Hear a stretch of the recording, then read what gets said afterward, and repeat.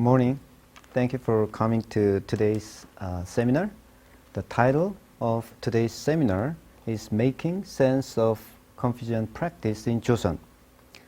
The basic underlying questions for today's seminar is how knowledge was put into practice in medieval Korea, specifically during the period of Joseon Dynasty, and what was the content and significance of this Confucian practice in the process of Korean history.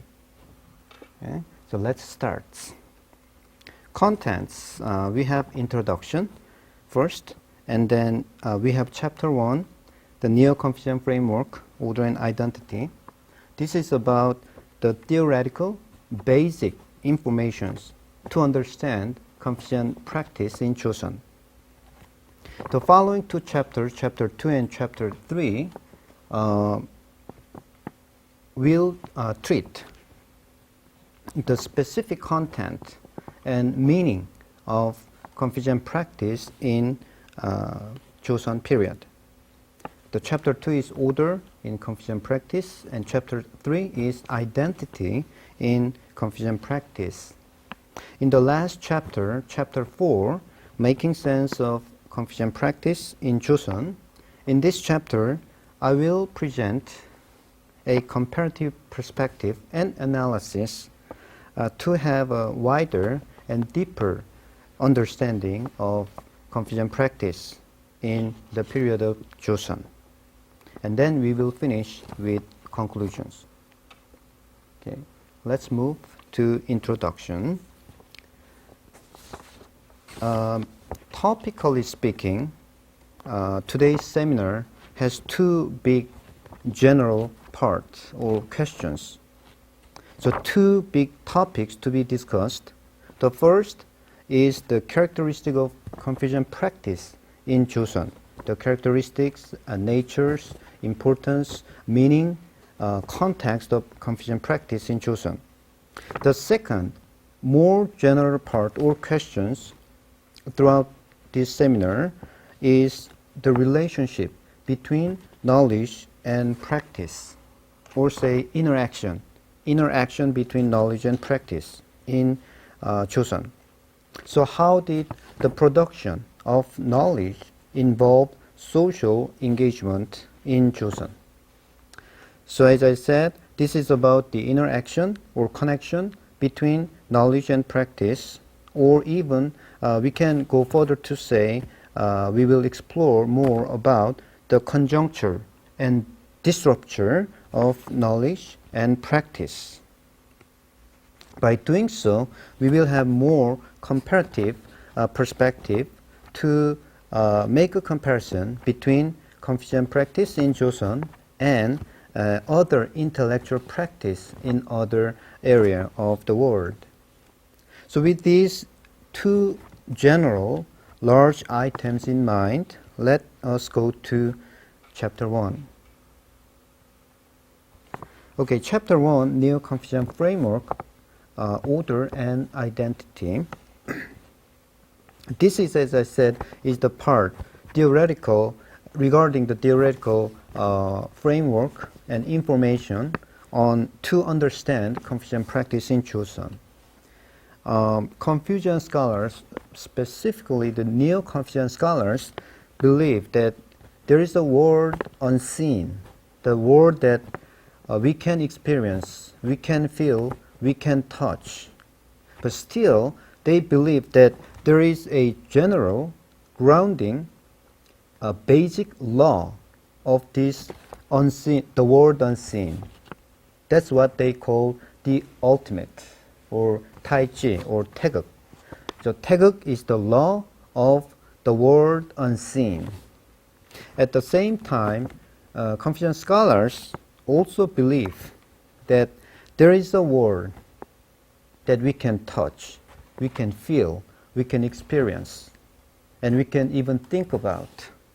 That's what they call phenomena, this world. And of course, they believe that there is the law, basic grounding law of this law. This word, and that's what they call principle or 리 or 이 in Korean. And principle is again divided into two: natural principle, and social principle. So natural principle is about the principle of natural world, whereas the social principle is the principle of human society or human community, or say social world. And this one, the second one, social principle, has morality or ethics. They believe that this social principle should be moral or ethical. And that's very important, different from natural principle. And when we narrow down this social principle, then again, social principle is divided into two. The first is Sinocentric world system. The principle that applies to the countries in East Asia. The principle that applies to the relationship, in more specific terms, among the countries in East Asia. So this Sinocentric world system has the leader. The leader is China, and then there are followers of that big brother China. Yeah? So what we should notice here is this world system and this social principle has a hierarchy or order as a very basic elements of its own. And then the second part of this social principle is Chosŏn system. So the principle within Chosŏn, the principle that applies to Chosŏn, the principle that governs Chosŏn. Then what is that? Similarly to the Sino world system, it is based upon the concept and content of hierarchy or order that starts from the ruling elites, and above that middlemen, and after middlemen and peasants, and then craftsmen or artisans, and then the next is a merchant, and then the bottom is composed of lower-born people or slaves. So this kind of hierarchical relationship or hierarchical system of Chosŏn was believed to be the principle of Chosŏn, which also belonged to social principle, which also belonged to principle of these phenomena. They believe that that's the basic grounding law of Chosŏn society. So what is noticeable is that the principle is now here equal to hierarchy or order, or principle is now being identified with the hierarchical relationship among human beings, specifically the hierarchical relationship within Chosŏn. Okay? And then let's go back to this social principle. As I mentioned, social principle is based upon what? Morality, ethics.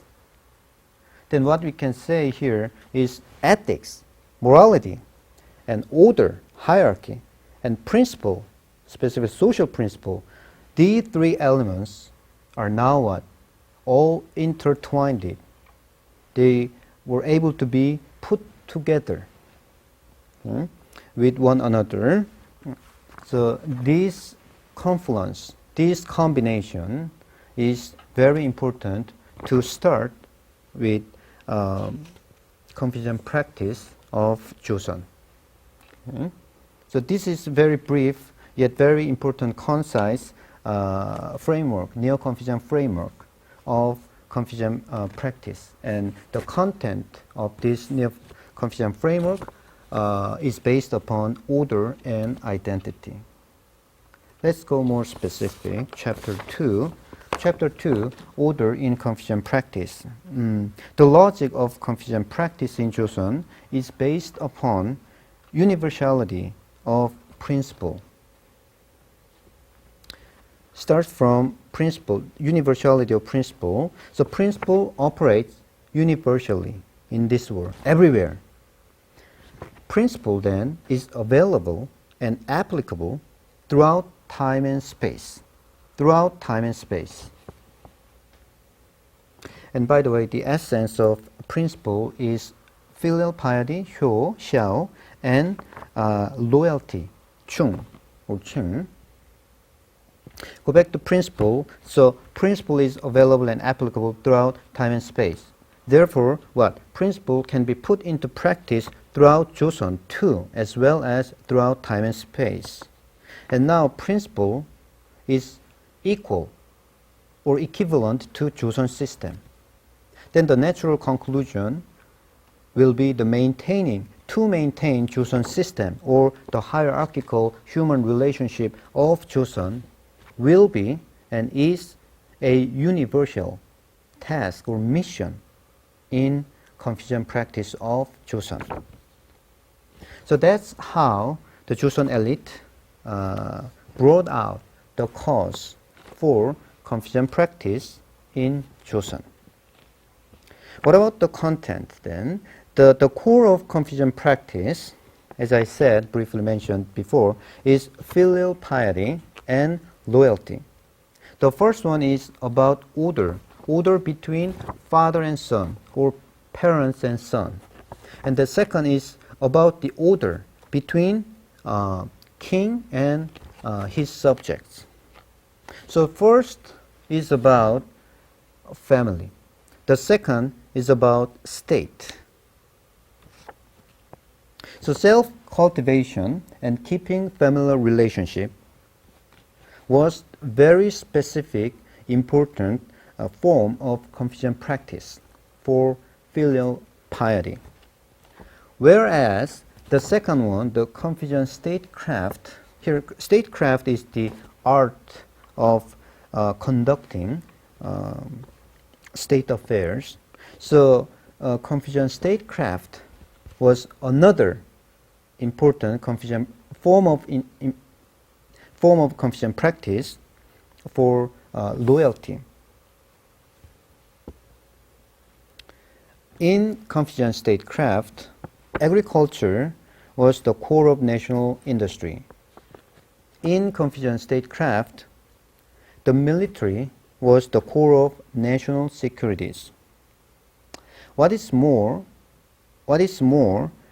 scientific disciplines such as astronomy, calendar, mathematics, horology, geography, and architecture, and technologies, including military technologies, became a primary basis for Confucian statecraft.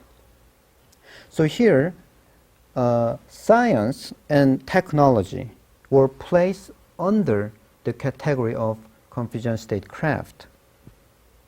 That means science, technology were part of Confucian practice in Chosŏn. So science and technology were not handled or treated for the sake of science and technologies, but they were used as a means of Confucian practice in Chosŏn. Okay? That's very important point that we should keep in mind for chapter 2. Okay, let's move chapter 3.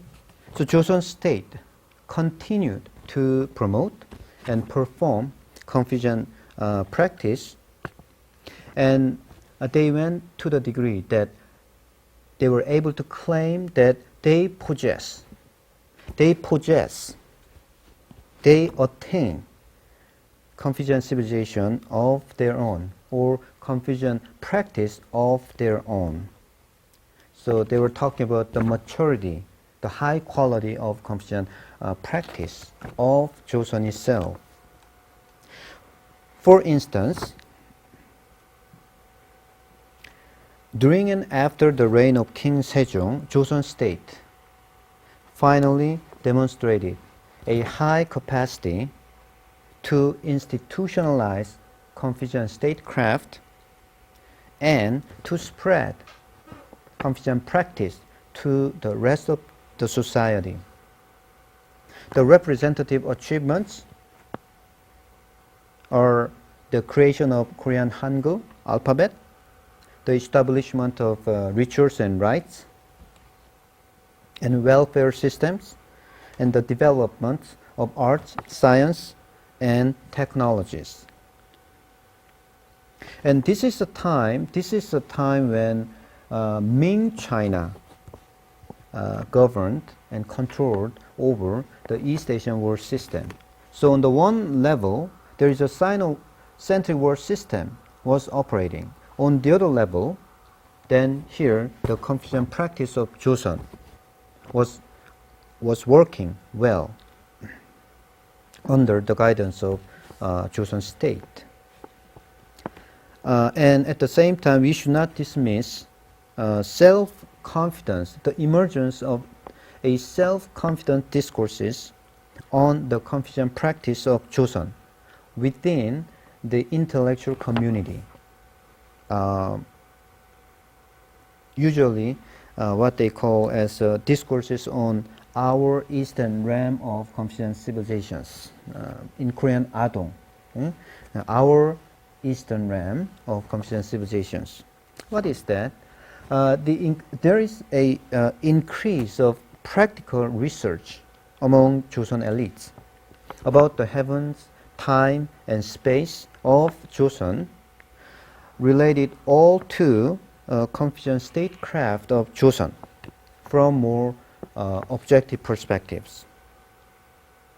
So this kind of intellectual traditional legacy is very important to understand the Confucian practice, the exercise of Confucian practice in Chosŏn. And in the 18th centuries, the Chosŏn witnesses a academic and cultural renaissance, revival. And this is a time when China was controlled by Qing, or say Qing China.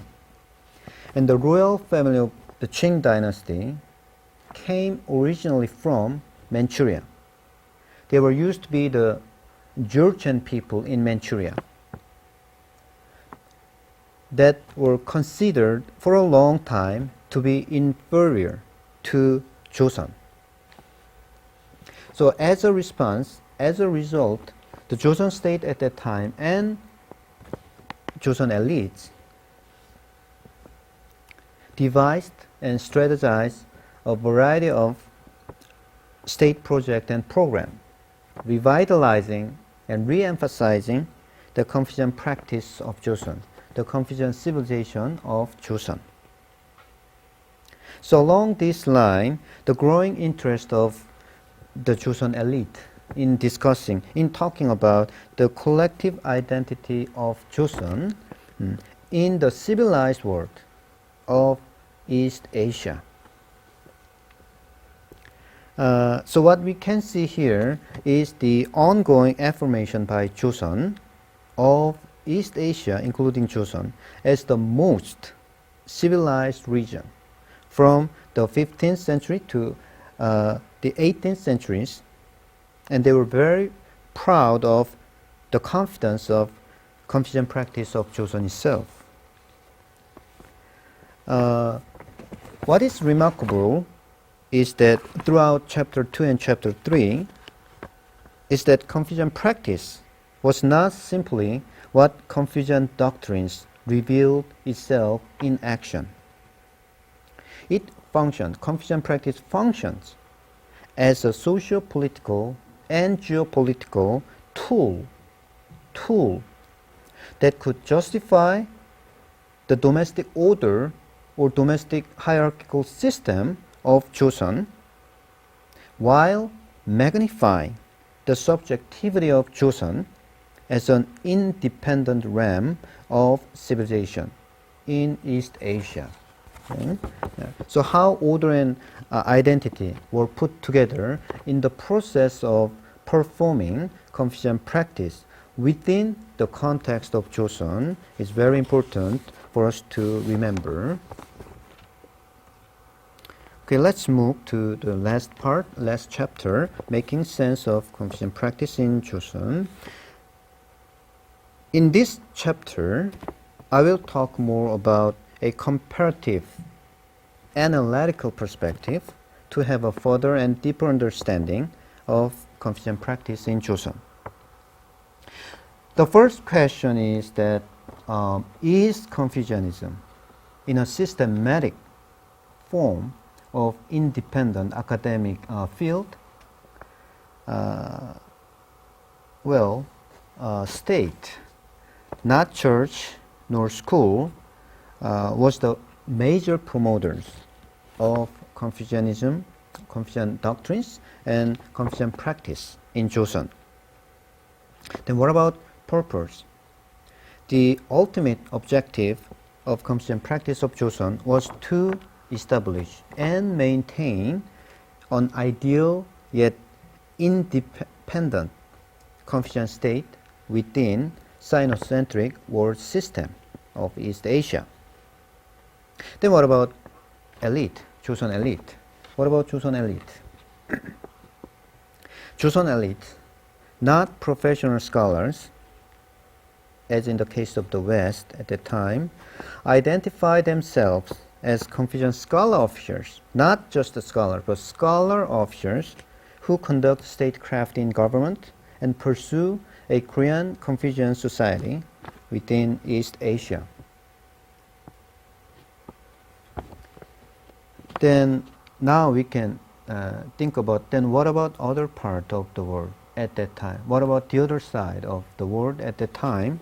For instance, the contemporary West or Europe from the 16th centuries to 18th centuries. Then we can see here a line of the emergence of the line of new development in terms of exploration of the larger world beyond Europe. That's not what happened in Chosån.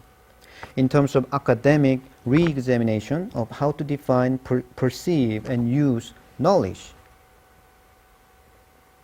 In terms of epistemological changes and challenges for empirical science. In terms of social accommodations to the development of empirical research and technologies. In terms of visions for new paradigms of human civilizations.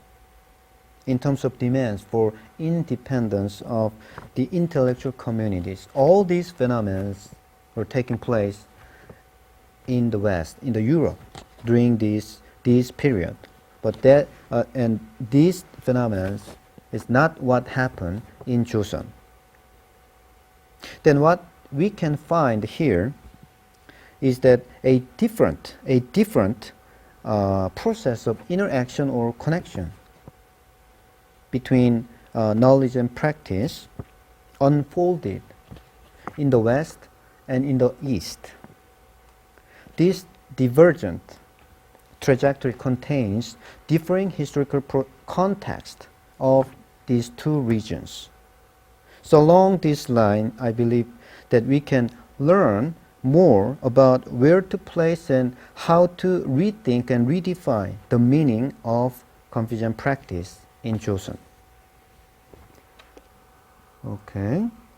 So now we are approaching to conclusions.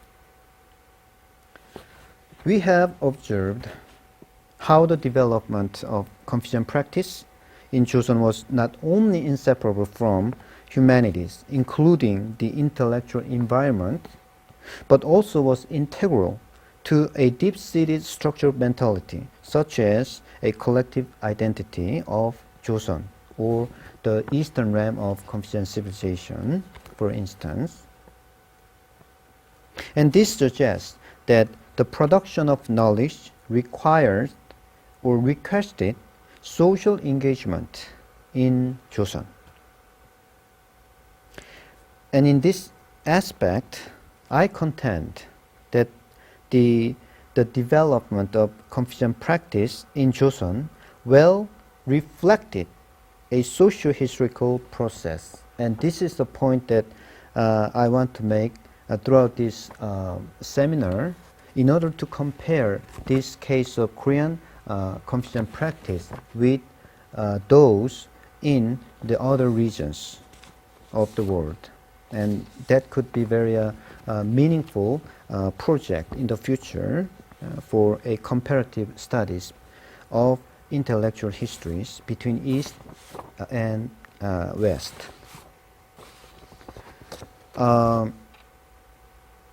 This is the conclusion, and we have the last part after the conclusions, a future research project. My future research, thematically speaking, is also a continuation of what we have discussed so far. What happened after the 18th centuries when the East and the West came to get in touch with each other at an unprecedented level? What happened then?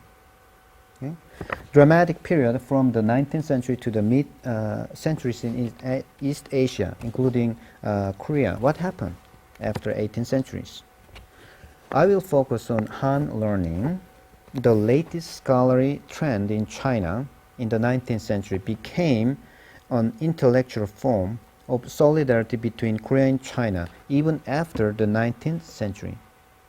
In other words, after the 19th century, the intellectual collaboration and cooperations drawing on Han learning continued, I believe, into the 20th century. How? There are two research projects to go further, do research on this part. Two subjects. The first one is intellectual effort of Korean elites to create a modern genre of aesthetics that centered on literature, philosophy, and arts by utilizing pre-modern East Asian and Korean civilization as an important repertoire for diversifying the West or Japan-led modern civilization imposed as universal, and repertoire for generating a constructive vision for an East Asian way of modern civilizations. The second research topic for that solidarity is the emergence of an antique market during the colonial period. From 1910 to 1945, the Korean elite's reformulation of cultural values and aesthetic taste to suit the pre-modern East Asian Korean traditions to their practical conditions.